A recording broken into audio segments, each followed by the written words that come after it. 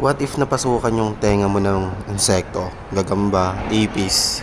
Okay na siguro mangyari sa matanda, pero paano kung sa bata or sa anak mo mangyari yun? Medyo nababahala ako sa kung pwedeng mangyari sa anak ko yun. Kaya agad-agad bumili ako neto. Para in case of emergency, may magagamit ako. Kasi nung isang gabi, nung natutulog kami, tinuturo niya ng tinuturo yung tenga niya. Hindi ko alam kung bakit niya tinuturo, siguro dahil sa Makate.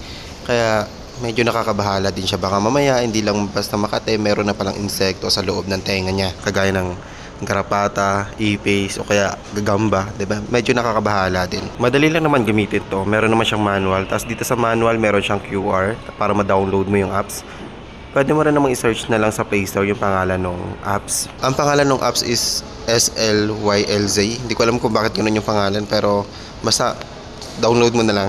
After mo ma-connect yung smartphone mo gamit yung apps saka yung device, pwede mo nang makita or ma-record yung camera dun sa device. At agad-agad sinubukan ko siya sa anak ko, sa tenga ng anak ko, at mabuti na lang walang insekto, puro airwax lang meron. Matagal na rin yung huling beses na nilinisan namin yung tenga niya, at ang gamit namin sa paglinis is cotton buds, at medyo delikado din gamitin ng cotton buds, lalo na kung yung cotton buds na ginagamit mo ay medyo malaki. At may cotton buds kasi na pambata. At kapag cotton buds ang ginagamit mo, tapos hindi ka marunong gamitin, tinutusok mo na lang diretso sa tenga mo, pwede nating itulak yung mga airwax palalim pa dun sa tenga mo. Kaya kung ako sa'yo, bumili ka na neto kasi hindi lang siya maganda para sa mga bata, maganda rin siya gamitin para sa matatanda. Marami na rin po palang bumili neto at magaganda naman yung mga review nila. Isa yun sa mga dahilan kaya napabili na rin ako.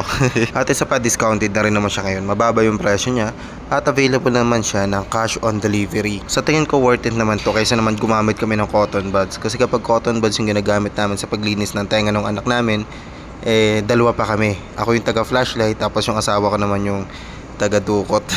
Tapos hirap na hirap din kami mag-flashlight kasi nga naharangan din nung kamay niya yung liwanag galing sa flashlight. Tapos ingat na ingat din siya sa pagdukot ng mga airwax kasi nga baka halip na madukot maitulak niya pa.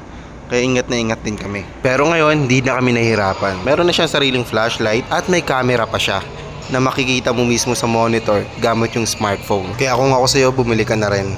Nandyan lang naman yung link sa Yellow Basket o kaya naman dyan sa description. Yun lang naman, peace out.